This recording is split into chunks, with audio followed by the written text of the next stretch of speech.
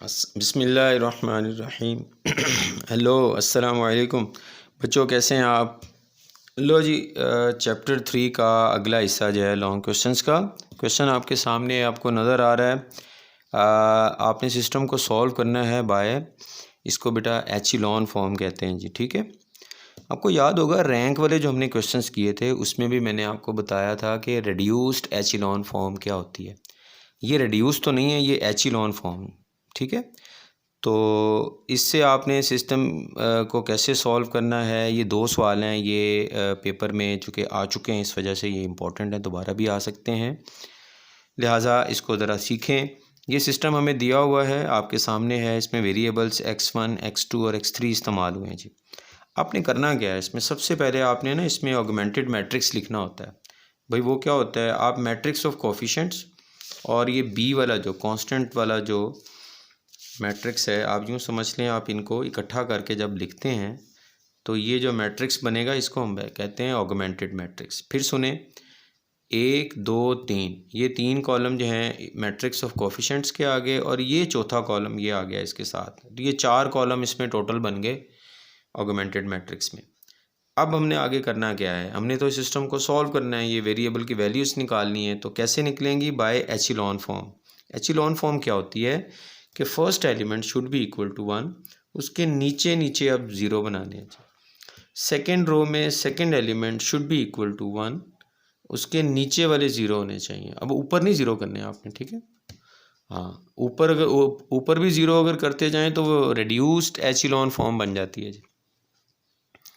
तो इस क्वेश्चन में जो कि एचिलॉन फॉर्म का जिक्र है सिर्फ, तो हम नीचे वालों को सिर्फ ज़ीरो किया करेंगे। स्टार्ट करते हैं जी। मैट्रिक्स लिखा हुआ है आपके सामने, फर्स्ट एलिमेंट 1 है, इसके नीचे दोनों को ज़ीरो बनाना है। तो आपको याद होगा रो ऑपरेशंस में एक्सप्लेन कर चुका हूँ। ये +2 है, इसका नेगेटिव लिखें। ये +5 है, इसका नेगेटिव लिखें। इन दोनों के साथ R1 आ जाएगा। ये 2 जो है किस में मौजूद है? रो नंबर 2 में, तो R2 आ गया। 5 कहाँ पे मौजूद है? रो नंबर 3 में, तो ये R3 आ गया। तो ये बहुत ही सिंपल तरीका मैंने आपको बता दिया है, उम्मीद है आप इसको फॉलो कर रहे हैं आप। तो बच्चों अब इसको जो है मैं इसको कैलकुलेट कर रहा हूँ, ध्यान से देखिएगा।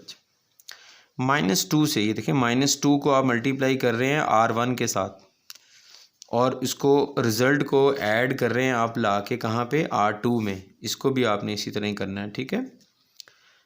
-2 से मल्टीप्लाई करके इसमें ऐड करें, 0 हो जाएगा। -2 से इसको मल्टीप्लाई करें, बन जाएगा +4। इसमें ऐड करेंगे तो 7 आ जाएगा आपके पास। -2 से इसको मल्टीप्लाई करेंगे तो +4 बन जाएगा। 4 को इसमें ऐड कर दें, 4 + 1 5 आ गया जी। -2 से इसको मल्टीप्लाई करें, +2 आ जाएगा, उसको 1 में ऐड करेंगे तो 3 आ जाएगा आपके पास। सिमिलरली अब इसकी बारी है जी। -5 से मल्टीप्लाई करके इसमें ऐड किया, ये देखें।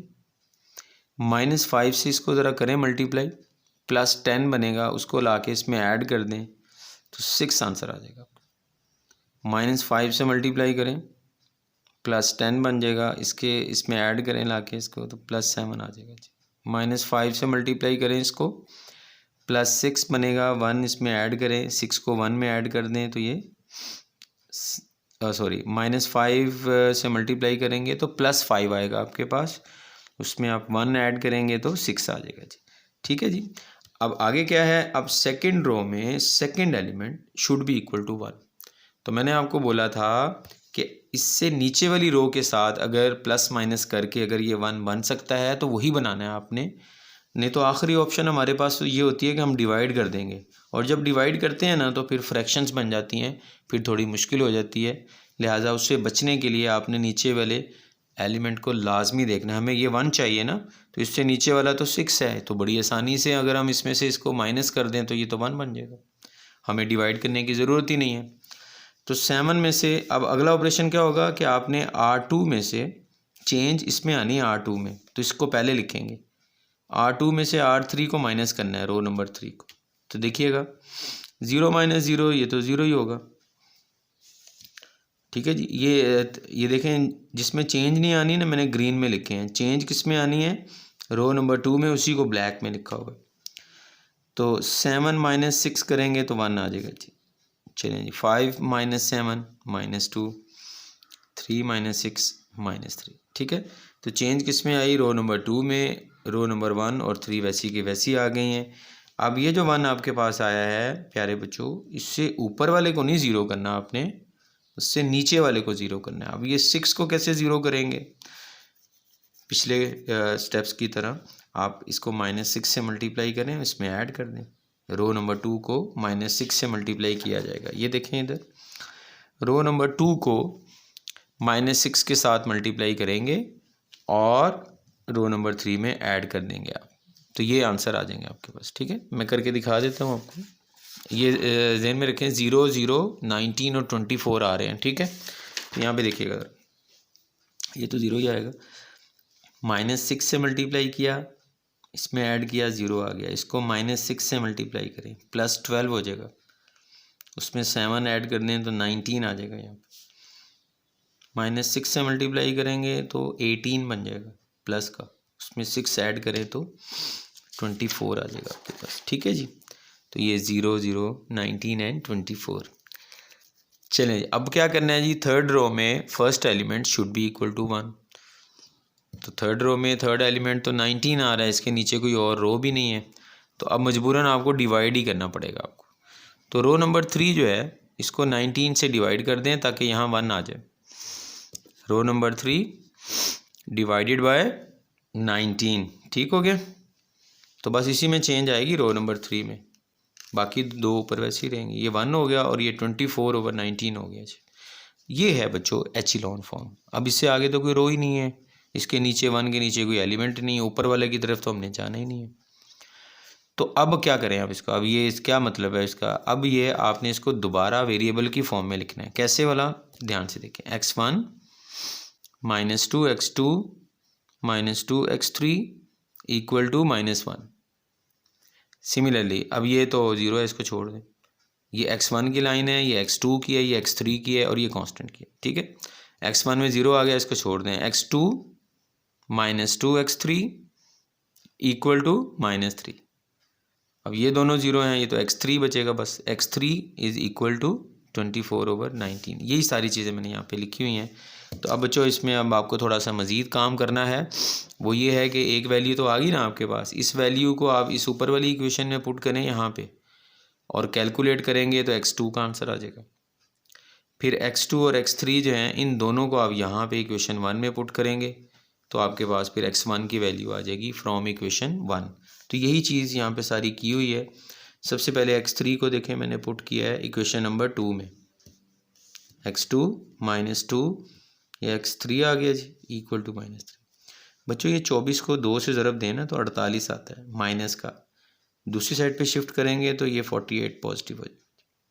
ठीक है, मैंने थोड़ा सा स्मार्ट वर्क किया है, उम्मीद है आपको समझ में आ गया होगा। अब ये एलसीएम ले लें, 19 एलसीएम आ गया, डायरेक्ट 3 से मल्टीप्लाई करके -3 से -57 और यहाँ पे डिनोमिनेटर ये 1 टाइम, न्यूमरेटर एज इट, इसको सॉल्व करके -9/19 आ गया। x2 की वैल्यू आ गई। अब ये x3 और x2 दोनों वैल्यूज़ आपने इक्वेशन 1 में पुट करनी है। देखें x1 -2 x2 -2 आगे x3 इक्वल टू -1। ठीक है, अब बेटा इसको सॉल्व कर लेंगे तो x1 की वैल्यू 11/19 आ जाएगी। ये सोल्यूशन आपके सामने है, स्क्रीनशॉट लेके इसको आराम से देखिएगा, आपको समझ में आ जाएगा। ये देखें माइनस माइनस प्लस हो जाएगा, 9 2 18। इसी तरह यहाँ पे ये -48 आ जाएगा जी। इन दोनों फ्रैक्शंस को मैंने पहले उधर शिफ्ट कर लिया है, बाद में 19 एलसीएम ले लिया है और सॉल्व करके 11/19 आंसर आ जाएगा। तो हमारे सिस्टम का सोल्यूशन क्या हुआ, पहली वैल्यू ये आ गई, दूसरी वैल्यू ये आ गई और तीसरी वैल्यू ये आ गई। इसको कहते हैं solution of system by echelon form. ठीक है जी। दूसरा सवाल जो है वो भी एचिलॉन फॉर्म वाला ही है, सेम इसी पैटर्न पे। लो जी, ये मैट्रिक्स ऑफ कोफिशेंट, पहला कॉलम 1 2 2 2 1 3, तीसरा कॉलम 1 2 -1 और कांस्टेंट वाला 2 -1 और 9। चलें जी, पहला sorry, first element should be equal to 1। ठीक है जी। अब इसके नीचे ये 2 0 बनाने हैं, 2 देखें -2 R1 से मल्टीप्लाई होके R2 में ऐड होगी। ये एलिमेंट कहाँ पे है? रो नंबर 2 में। ठीक है जी, पहले तो आपने इसका नेगेटिव लिखना है और ये जो 1 है ये रो नंबर 1 में है, वो यहाँ पे R1 आ गया जी। इसको आपने ऐड किस में करना है, क्योंकि ये एलिमेंट रो नंबर 2 में मौजूद है तो R2 लिखेंगे। इसी तरह इस 2 को भी इसका नेगेटिव मल्टीप्लाई किससे करना है? 1 से। 1 कहाँ पे है? R1 में। ताकि ऐड किस में करना है? रो नंबर 3 में, तो यहाँ पे R3 आ जाएगा। ठीक है, तो प्यारे बच्चों -2 से मल्टीप्लाई करके इसमें ऐड किया 0, -2 से मल्टीप्लाई करेंगे -4 बनेगा, इसमें ऐड किया -3, -2 से मल्टीप्लाई करके इसमें ऐड करें 0 आ जाएगा, -2 से मल्टीप्लाई करके इसमें ऐड करेंगे तो ये -5 आ जाएगा, क्योंकि ये -4 और ये -1 -5 आ जाएगा। इसी तरह -2 से मल्टीप्लाई करें, इसमें ऐड करें 0 हो जाएगा, -2 से मल्टीप्लाई करें -4 + 3 -1, -2 से मल्टीप्लाई करके इसमें ऐड करें -3 और यहाँ पे आपके पास +5 आ जाएगा। अब सेकेंड रो में, in second row second element should be equal to 1। अब इसको नीचे वाले के साथ हम इसको ऑपरेट नहीं कर सकते, बल्कि कर भी सकते हैं। अगर हम इसको -4 से मल्टीप्लाई करें तो ये +4 हो जाएगा और +4 को इसमें ऐड करेंगे तो 4 - 3 1 आ जाएगा। तो यही ऑपरेशन मैंने किया हुआ है। रो नंबर 3 जो है इसको आप -4 से मल्टीप्लाई करें और जो आंसर आता है उसको आपने R2 में फेंक देना है। अब देखिएगा ध्यान से, यहाँ पे डिवाइड नहीं किया मैंने, फ्रैक्शंस नहीं बनाई। ठीक है, इससे बचना है आपने, अगर बच सकते हैं तो। -4 से मल्टीप्लाई करें +4, इसमें ऐड करें 4 - 3 1 आ जाएगा जी। -4 से मल्टीप्लाई करें +12, इसमें ऐड करेंगे तो 12 आंसर आ जाएगा जी। -4 से मल्टीप्लाई किया तो -20, इसमें ऐड करेंगे तो -25 आ जाएगा जी। ठीक है, अब ये देखें रो नंबर 2 जो है ब्राउन में जो नज़र आ रही है आपको, ये हमारे पास चेंज होके ये बन गई है जी। अब यहाँ से शुरू करें, ये 1 जो है इसके नीचे वाले को 0 करना है, ऊपर वाले को नहीं करना। एचिलॉन फॉर्म में ऊपर वाले के 0 नहीं करते। तो सिंपल इसमें ये देखें, इसको इसमें ला के ऐड कर दें। ठीक है जी, तो आप चेंज किस में लाना चाह रहे हैं? R3 में। R3 + R2, सिंपल रो नंबर 2 जो है वो R3 में ऐड करवा दें। 1 इसमें ऐड होगा तो 0 हो जाएगा, 12 इसमें ऐड होगा तो 9 आ जाएगा, ये -25 इसमें ऐड होगा तो -20 आ जाएगा आपके पास। आगे थर्ड रो में थर्ड एलिमेंट शुड बी 1, तो यहाँ पे अब आपको डिवाइड करना ही पड़ेगा 9 से। तो रो नंबर 3 को 9 से डिवाइड करवा दीजिए। ठीक है, तो ये बन जाएगी 0 0, यहाँ पे 1 आ गया और यहाँ पे -20/9 आ जाएगा जी। अब उसी तरह जस्ट लाइक प्रीवियस क्वेश्चन, इसको आप वेरिएबल फॉर्म में लिखें x, क्योंकि ये हमारा सिस्टम जो है x y z में था।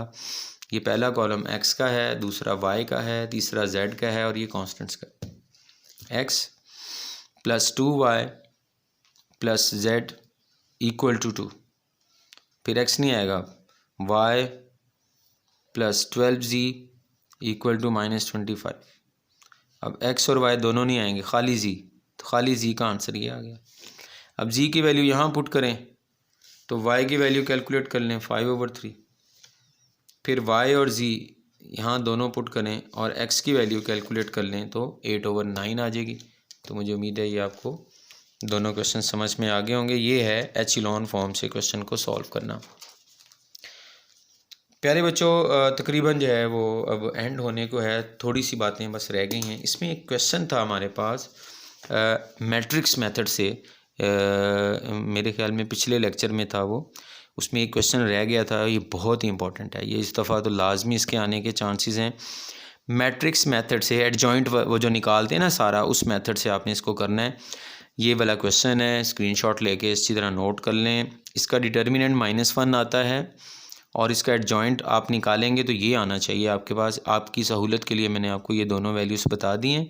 अब ये प्रैक्टिस के तौर पर आपने इसको पूरा मुकम्मल सॉल्व करना है। जब आंसर्स निकाल लेंगे यहाँ पुट करके चेक कर लीजिएगा, इक्वेशन सेटिस्फाई हो रही हैं तो इट मीन्स आपके आंसर बिल्कुल दुरुस्त हैं। प्यारे बच्चों, ये क्वेश्चन भी बहुत जो है वो इम्पोर्टेंट हैं, पेपर में आते रहते हैं। आपने सिंपल इन्वर्स निकालना है जिन मैट्रिसेस का। अब हमारी बुक में इन्वर्स दो तरह से हैं, एक तो एडजॉइंट के तरीके से निकाला जाए, जैसे हम इस क्वेश्चन में निकालते हैं एडजॉइंट इन्वर्स, बिल्कुल सेम वही है, इसीलिए मैंने किए नहीं है। ठीक है जी, दूसरा तरीका होता है by row operations and column operations. आपने इन्वर्स निकालना है इसका, मल्टीप्लिकेटिव इन्वर्स। वो सवाल रो ऑपरेशंस के साथ, जो कि बोर्ड में एक दफ़ा भी नहीं आया हुआ, थोड़ा सा वो ट्रिकी है, उसके करने में बच्चे बाज़ औक़ात, बल्कि अक्सर औक़ात बड़ी प्रैक्टिस चाहिए, नहीं तो मिस्टेक हो जाती है। ये नहीं है कि वो इम्पॉसिबल है, ऐसी बात नहीं है, लेकिन मैंने आपकी सहूलत के लिए जिस लेवल के मैं आपको क्वेश्चंस करवा रहा हूँ उसमें मैंने उसको ओमिट कर दिया है। तो आपको अगर ये पेपर में क्वेश्चन आता है इन्वर्स निकालने का और रो ऑपरेशन और कॉलम ऑपरेशन जो है मेंशन नहीं किए उसने, सिंपल इसने इन्वर्स का कहा है, तो आपने एडजॉइंट वाले तरीके से इन्वर्स निकाल लेना है, जैसे मैंने मैट्रिक्स मेथड में आपको क्वेश्चंस में एडजॉइंट निकाल के बताया था। ठीक है, ए पार्ट और ये बी पार्ट, इसी भी ऐसे ही है, लेकिन इसमें आगे आपने इसको ए से मल्टीप्लाई भी करके, ये भी पेपर में आया हुआ है बोर्ड में। ठीक है, तो ये मैं आपको करवा देता हूँ, आपको एडजॉइंट जो है वो थोड़ा सा रिवाइज भी हो जाएगा। जिन बच्चों ने पिछली वीडियो नहीं देखी हुई है उनको इसमें क्लियर हो जाएगा। तो बच्चों ये मैट्रिक्स से दिया हुआ है, इसका इन्वर्स निकालना है, एडजॉइंट मेथड से हम निकाल लेंगे इन्वर्स, और उसको बाद में इससे ए से मल्टीप्लाई करके ये प्रूव करना है कि it is equal to I3। चलें शुरू करते हैं जी। इन्वर्स निकालने का ये तरीकाकार होता है जी, दो चीज़ें चाहिए, पहले डिटर्मिनेंट निकाल लें, रो 1 से मैंने एक्सपेंड किया, इसको 2 लिखेंगे, साथ में इसका माइनर, ये 4 एलिमेंट इसमें माइनर में आएंगे, 5 माइनस 0 हो गया जी।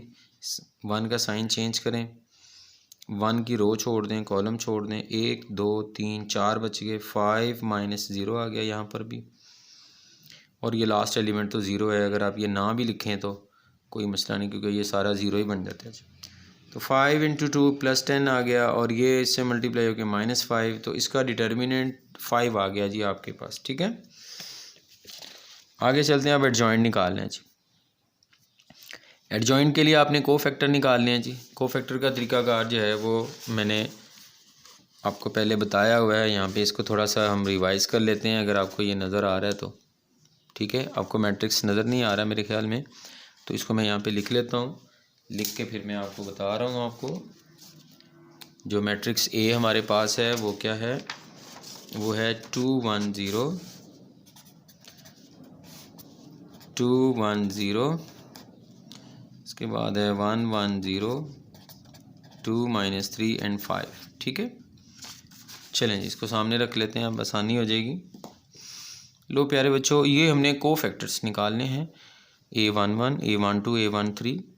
A12 की पोजीशन हालांकि यहाँ पे होती है, लेकिन एडजॉइंट में ट्रांसपोज होता है, इस वजह से ये रो को कॉलम में चेंज किया हुआ है ऑलरेडी। ठीक है, तो बहरहाल ये वैल्यूज़ निकालनी है, 9 वैल्यूज़ यहाँ पे लाके हम प्लेस करेंगे तो एडजॉइंट आ जाएगा जी। ठीक है, A11 कैसे निकालेंगे जी, -1 की पावर, ये 1 1 है तो 1 + 1 लिख दें, और 1 1 का ये पहला एलिमेंट जो है इसका आपने माइनर लिखना है, इसको नहीं लिखना, को फैक्टर में इसको नहीं लिखते हम, इसका आपने माइनर लिखना है। माइनर का मतलब ये होता है कि इसकी रो इसका कॉलम छोड़ दें, बाकी ये जो 4 बच गए हैं इनको आपने डिटर्मिनेंट की शक्ल में लिखना है, इसको माइनर कहते हैं। ठीक है, इसी तरह A12 है अगर, तो A12 की पोजीशन ये वाली है, आपने 1 को नहीं लिखना, इसकी रो, इस पोजीशन की रो और कॉलम छोड़ दें, बाकी जो 4 बच गए हैं 1 0 2 5 ये आपने लिख लेने हैं, और बाद में इसको इवेलुएट कर लेना चाहिए। इसी तरह A13, फिर इसके बाद ये पोजीशन A21, ये A22, ठीक है जी, A23 A31 A32, तो ये सारे इस तरह किए हुए हैं। तो ये आपने बेटा 9 के 9 फैक्टर्स इस तरह निकाल लेने हैं, पहले 3 फिर अगले 3। तो इसका एडजॉइंट कैसे लिखेंगे आप, 5 ये पहला कॉलम, ये दूसरा कॉलम बन गया जी, 5 -5 फर्स्ट कॉलम, -5 10 और 8 सेकंड कॉलम, ये देखें सेकंड कॉलम, और 0 0 1 ये थर्ड कॉलम आ गया जी। तो ये एडजॉइंट आ गया जी। हमने इन्वर्स निकालना था, एडजॉइंट डिवाइडेड बाय डिटर्मिनेंट निकाला हुआ है हमने 5, और ये एडजॉइंट आ गया जी। अब ये 5 जो है वो सबको डिवाइड करवा दें तो ये इन्वर्स आ गया आपके पास। ठीक है, अब ये क्वेश्चन यहाँ ख़त्म नहीं हुआ, को याद होगा ये इन्वर्स निकालने के बाद हमने ये प्रूव करना है, ये इसको अब आपने ए से मल्टीप्लाई भी करना है। तो ये मल्टीप्लिकेशन यहाँ पे आपको नज़र आ रही है, इन्वर्स जो निकाला है उसको ए से मल्टीप्लाई करवा दें जी। मैट्रिक्स को मैट्रिक्स से मल्टीप्लाई कैसे करवाते हैं जी, ये देखिएगा जी। पहला मैट्रिक्स जो लिखा होता है उसकी रोज़ मेंशन कर लें, और जो सेकंड पोजीशन पे है इसके कॉलम्स मेंशन कर लें। ठीक है, अब फर्स्ट रो को बारी बारी सारे कॉलम्स के साथ आपने मल्टीप्लाई करना है और फर्स्ट रो बना देनी है आपने। First row multiplied by first column, ये फर्स्ट एलिमेंट आ जाएगा जी। First row multiplied by second column, ये सेकंड कॉलम आ जाएगा जी। अब मैं आपको मल्टीप्लाई करके दिखाता हूँ कि रो को कॉलम के साथ मल्टीप्लाई कैसे किया जाता है। ये देखें इधर, टेल मल्टीप्लाइड बाय टेल, उसका आंसर लिख दिया। फिर plus middle multiplied by middle, ये आंसर आ गया जी। हेड मल्टीप्लाइड बाय हेड, ये इसका आंसर आ गया। तो हर दफ़ा जब भी रो और कॉलम को मल्टीप्लाई करेंगे तो यही तरीकाकार होगा, ठीक है। Tail into tail, middle into middle, plus head into head, ऐसे आपने इसको सबको करते जाना है। आखिर वाली मैं आपको बताता हूँ R3, ठीक है, और R1 बता देता हूँ। ये देखें, tail multiplied by tail -2, middle को मिडल से मल्टीप्लाई करें प्लस 8/5, हेड को हेड से मल्टीप्लाई करें प्लस 2/5। अब अगले स्टेप में इसको सिंप्लीफाई कर लेंगे। इसका आंसर 1 आ गया, इसका आंसर 0 आ रहा है। 0 0 1 0, इसको सॉल्व करेंगे ना तो 0 आएगा आंसर, आप कर लीजिएगा, ठीक है। इसका आंसर भी 0 आएगा और इसका आंसर 1 आ गया। तो ये आप एलसीएम लेके ना इसको सॉल्व कीजिएगा, 0 आएगा, ये भी 0 आ जाएगा, ठीक है। तो बहरहाल हमारे पास ये इसका आंसर आ गया और ये आइडेंटिटी मैट्रिक्स है 3/3 का, इसको I3 लिखते हैं। यही हमने प्रूव करना था, ठीक हो गया। अब प्यारे बच्चों, एक क्वेश्चन ये भी जो है वो आप लाजमी कर लीजिएगा। हालांकि मैंने ये शॉर्ट क्वेश्चंस में करवाया हुआ है, लेकिन ये लॉन्ग क्वेश्चन भी एग्ज़ाम्स में आपको आ सकता है। यानी ये क्वेश्चन शॉर्ट भी है और लॉन्ग भी है। तो शॉर्ट क्वेश्चंस में वाली जो वीडियो है उसमें मैंने ये इसको करवाया हुआ है, वो आप देख लीजिएगा। इसके साथ ही हमारा चैप्टर 3 का ये काम जो है वो बेटा हमारा मुकम्मल हुआ। उम्मीद है आपको ये चीज़ें समझ में आई होंगी। वीडियोज़ अच्छी लगी हों तो आपने शेयर करना है, लाइक करना है और चैनल को सब्सक्राइब भी कर लें। इसके बाद हम चैप्टर 4 के लॉन्ग क्वेश्चंस करेंगे। उसके बाद फिर हम चैप्टर 5 के लॉन्ग क्वेश्चंस हम करेंगे इम्पोर्टेंट। वो बहुत ही ज़बरदस्त वीडियो होगी। क्वेश्चन उसमें बहुत ज़्यादा हैं, लेकिन चंद एक सवाल हैं, वो आप अगर वो देख लेंगे तो इंशाल्लाह वही एग्ज़ाम्स में आएंगे, बड़ा फ़ायदा होगा आपको। उसके बाद फिर चैप्टर 8 के लॉन्ग रहते हैं और ये पार्ट 1 सीरीज़ जो है ये मुकम्मल हो जाएगी। तब तक के लिए इजाज़त, अल्लाह हाफिज़।